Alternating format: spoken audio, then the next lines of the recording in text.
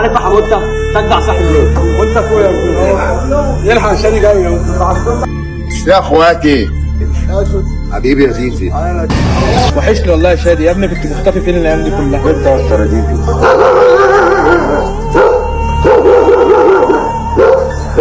ايه يا عم وحشني، ابوك شكله بيحبك. ايه يا اخي؟ يا شادي عامل ايه؟ الحمد لله يا رب. ايه مالك؟ معايا حته مشكله في الشغل. ايه ده؟ المحفظه فين؟ مش متاكد ان هي كانت معاك؟ ايوه يا عم، لسه حاطط فيها ورق من دي، الورق ده لو ما ظهرش انا هتحبس. مفيش غيرك انت والديزي اللي كانوا واقفين. فتش الديزي. بقول لك يا صاحبي لو انت تشك 1% اللي هي معايا فتشها. بقول لك يا ديزي انا ما فتشتش. اديك ما لقيتش حاجه اهو، فتش اخوك بقى. تعالى كده على جنب. بعد اذنك يا شادي هفتشك. فتشني انا اخوك يا جوكس. وعلى العموم فتشني.